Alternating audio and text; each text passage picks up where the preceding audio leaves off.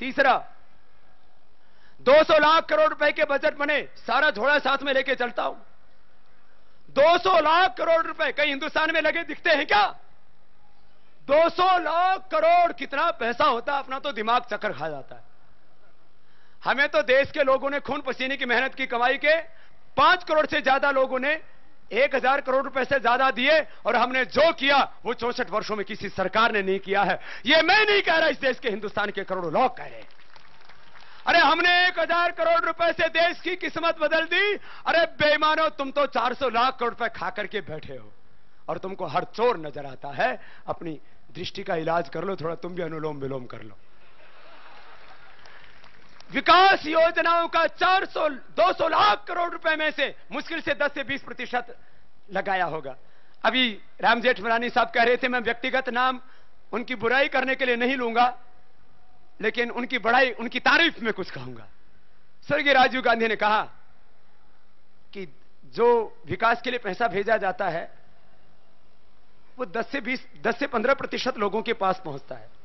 इसका मतलब 80% खा लिया जाता है।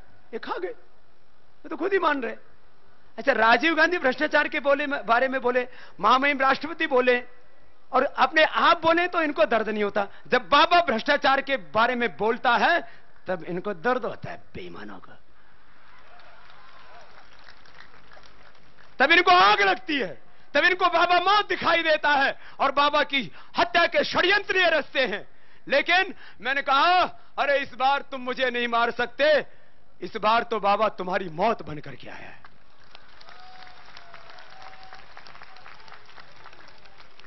और मैंने कहा जैसे कुछ चीजें होती है ना, बोले ये ब्लड प्रूफ है, ये बुलेट प्रूफ है, ये वेदर प्रूफ है, ये फायर प्रूफ है, ये वाटर प्रूफ है। मैंने कहा बाबा इस बार तो डेथ प्रूफ बनकर के पैदा हुआ। कालोस्मि लोक क्षयकृत प्रविद्धो लोकान् समाहर्तुम इह प्रवृत्त हृदय पित्वा न भविष्यन्ति सर्वे यवस्थिताः प्रत्यनीकेषु योद्धा। भाई बहनों, चौथा, रिश्वतखोरी करके सुप्रीम कोर्ट ने एक दिन तो टिप्पणी कर दी, बोले जैसे सरकारी दुकानों के ऊपर राशन के भाव लिखे रहते हैं ऐसे काम कराने के भाव भी लिख के रह दो। कितनी बड़ी शर्मनाक टिप्पणी किसी लोकतंत्र के लिए कि राशन की दुकानों पर जैसे भाव लिखे रहते हैं, मिट्टी के तेल का ये भाव है, चीनी का, दाल का ये भाव है, क्योंकि सस्ते में मिलते हैं ना।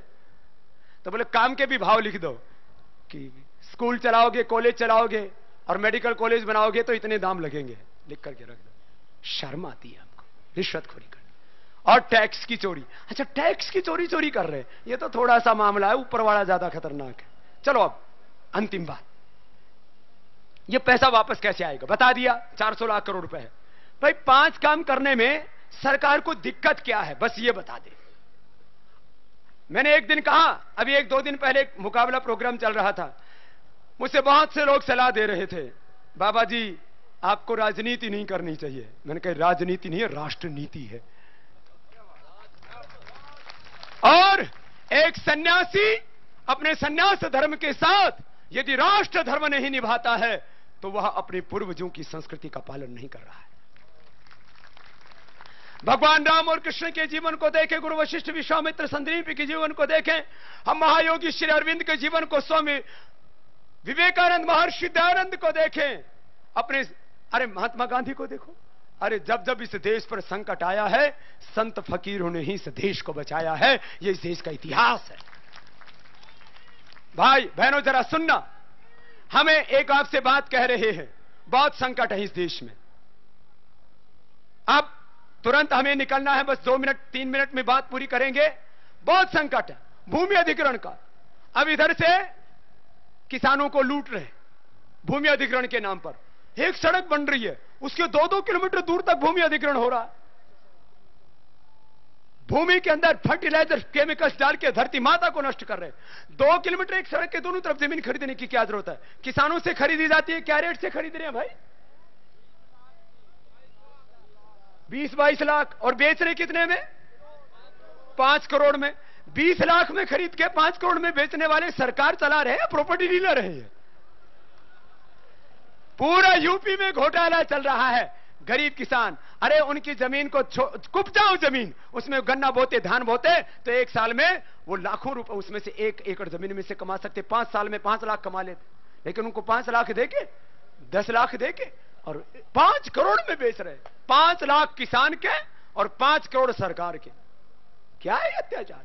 भाषा के नाम पर षड्यंत्र, गोमाता की हत्या के नाम पर षड्यंत्र। इस देश में गो हत्या करना पुण्य है।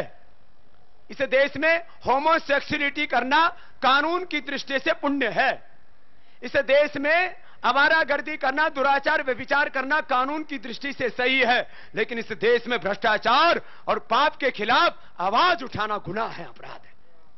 क्या इन्होंने व्यवस्थाएं बना दी हैं। बैठ जा बेटा।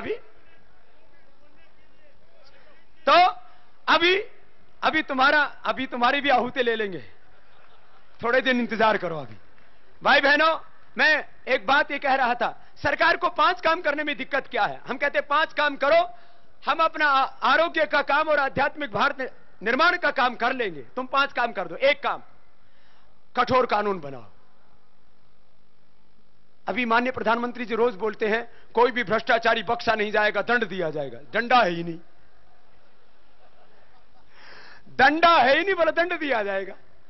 भ्रष्टाचार के खिलाफ दंड का यह विधान होना चाहिए, जो धन लूटा है उनसे वसूली होनी चाहिए और उनको सूली पर चढ़ाना चाहिए, जिससे आगे तक लोगों को आंखें हो जाए। जो ऐसा करेगा वो ऐसे ही मरेगा। जो भ्रष्टाचार करे, मिलावटखोरी करे, मां बहन बेटियों की इज्जत आबरू के साथ खिलवाड़ करे, बलात्कार करे, इन 3 को तो फांसी की सजा होनी चाहिए। कानून तो तुरंत बनना चाहिए। 1, कठोर कानून और करेंसी रिकॉल करो। बड़े नोट वापस ले लो, बड़े नोट वापस ले लो। इसमें तो कोई विदेशों के साथ संधि करने की जरूरत नहीं है। दूसरा काम, 2006 से pending United Nations Convention against Corruption pass करो। उसे 140 देशों से धन आ जाएगा। क्यों नहीं करते? इसका मतलब क्या खुद ही जमा करा रखा है? मॉरिशस रूट को तुरंत बंद करो और जो मॉरिशस रूट से पैसे लेके आए उन सबके पैसे जब्त करो। अरे एक और बड़ी बात, फॉरेन अकाउंट पॉलिसी डिक्लेयर करो, ये तो है ही। चौथा, 5वीं जो एक खास बात आपसे कहना चाहता हूं, जिस दिन मैंने ये बात कही ना, इनका मिर्च लग गई सबके। ये मेरे पास में इनके बेईमानों का एक बहुत बड़ा पाप है। पहले चोरी करके स्विट्जरलैंड इनको पैसे भेजने पड़ते थे। अब उन स्विट्जरलैंड वाले चोर बैंकों को जो काला धन जमा करते हैं उनको यहीं बुला लिया है। ये कितना बड़ा अपराध! सबसे बड़ा चोर बैंक क्या है स्विट्जरलैंड का? अरे जोर से तो बोलो। यूबीएस को सबसे पहले बुलाया इन्होंने। ये रिजर्व बैंक की वेबसाइट के ऊपर दिया हुआ है। 4 बैंक स्विट्जरलैंड के यहीं बुला लिए। बोले पहले हम हजारों करोड़ रुपए लूटते थे, अब लाखों करोड़ रुपए लूट रहे हैं, ले जाने में दिक्कत होती है, प्लीज यहीं आकर के ले जाए। 4 स्विट्जरलैंड के बैंक। अच्छा, स्विट्जरलैंड के तो बुलाए सो बुलाए, जब मैंने ये बोला ना कि 8 बैंक इटली के भी हैं, तब तो आग क्या मानो प्रलय हो मुझे। अच्छा, इटली के 8 बैंक यहां क्या कर रहे हैं? भाई आप लोगों ने किसी ने इटली के बैंक में पैसा जमा करवाया है क्या? किसी ने करवाया है क्या? कितने ऐसे लोग हैं जिन्होंने एक भी पैसा नहीं जमा कराया इटली के बैंक में? मंच वालों ने भी हाथ खड़े कर दिया, किसी के नहीं है। तो ये किसके है भाई? कौन जमा कराता है? अच्छा, तो सुनो, ये स्विस बैंक, यूबीएस में, इनमें किसी ने पैसा जमा कराया है क्या? कितने ऐसे लोग हैं जिन्होंने स्विट्जरलैंड के बैंकों में पैसा नहीं जमा कराया? तो फिर इनको क्यों बुलाया भाई यहां पर? हमें इनकी जरूरत ही नहीं है। अब ये मैंने बात कह दी तो इनके मिर्च नहीं, इनका तो गोला लाठी लागी।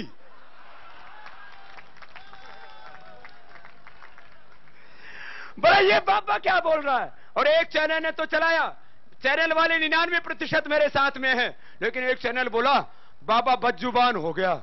अरे मैंने कहा सच कहना यदि गुनाह और अपराध है तो मेरे बारे में खूब चलाओ, लेकिन यदि सच को तुम दबाओगे तो तुम भी नहीं बख्शे जाओगे। सच कहने को बदजुबान कहते हैं। आज अब मैं इसमें क्या करूं? वेदर खराब हो गया, तेजपुर तक तो मैं नाम नहीं लेना चाह रहा था, लेकिन बीच में उठ गया, रोकना पड़ेगा। तेजपुर तक तो चीन को दे के आ गए थे हमारे देश के एक प्रधानमंत्री। वहां पर एक एयरपोर्ट एयरफोर्स का बना है, उन्होंने अनुमति नहीं दी क्योंकि वेदर खराब था विमान को उड़ने की।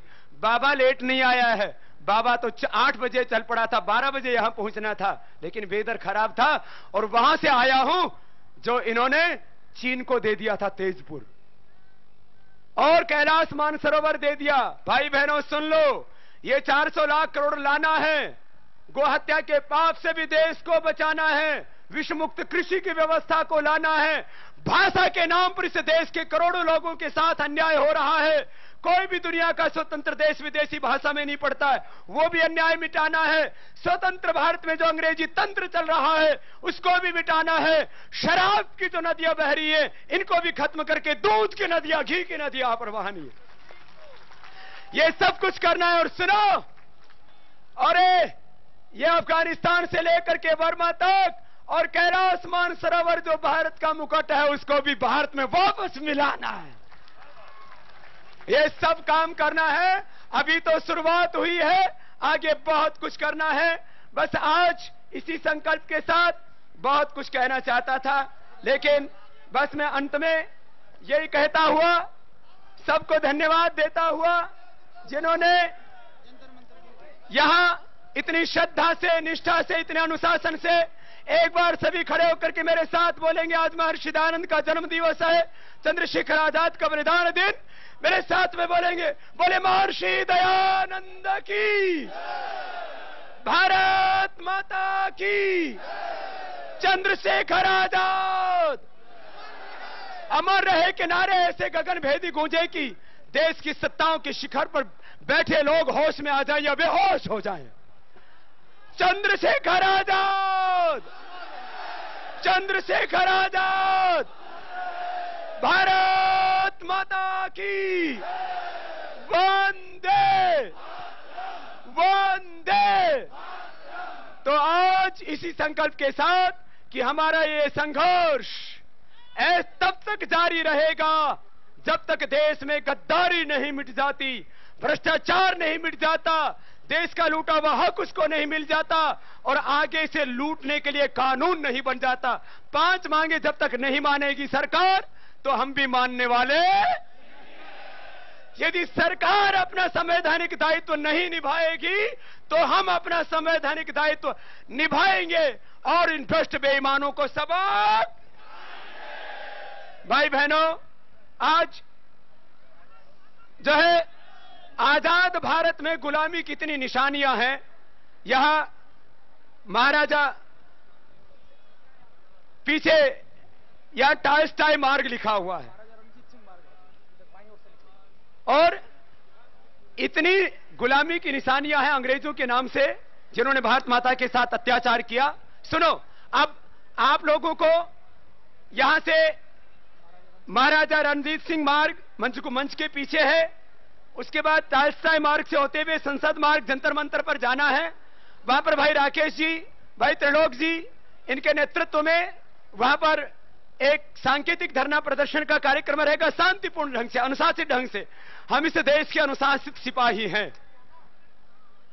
बखेड़ा खड़ा करना हमारा मकसद नहीं है, इसलिए लेकिन देश की सूरत और मूरत बदलेंगे ध्येय है।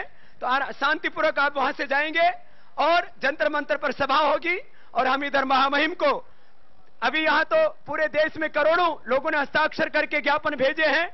आज यहां पर भी 30 लाख लोगों के हस्ताक्षर यहां पर होके आए हैं और मंच के सामने भी खून से लिखा हुआ है और लाखों नहीं करोड़ों युवकों ने और मां बहन बेटियों ने और बच्चों ने खून के हस्ताक्षर करके ज्ञापन भेजा है प्रधानमंत्री को कि प्रधानमंत्री जी अपना संवैधानिक दायित्व निभाओ, नहीं तो इस देश के लोग अपना खून भी देने के लिए तैयार बैठे। तो 30 लाख से ज्यादा जो हस्ताक्षर हैं वो बाईं तरफ मंच के रखे हुए हैं। ऐसे पूरे देश में 100 करोड़ से ज्यादा लोगों के हस्ताक्षर हमको करवाने हैं और ये जो प्रचार सामग्री के रूप में आपको साहित्य सबको दे दिया गया है वो जाकर के छपवाना है। और एक बात अंतिम कि 15 अगस्त 1947 को देश आजाद नहीं हुआ, 14 अगस्त 1947 को एक समझौता कर लिया कि जैसे अंग्रेज हिंदुस्तान को चलाते थे वैसे ही हम चलाएंगे ट्रांसफर ऑफ पावर एग्रीमेंट। ये एग्रीमेंट भी कैंसिल करना है। भाई बहनों, अभी हमें आगे प्रस्थान करना है और आप लोगों को जो निर्देश दिया उसका पालन करना है।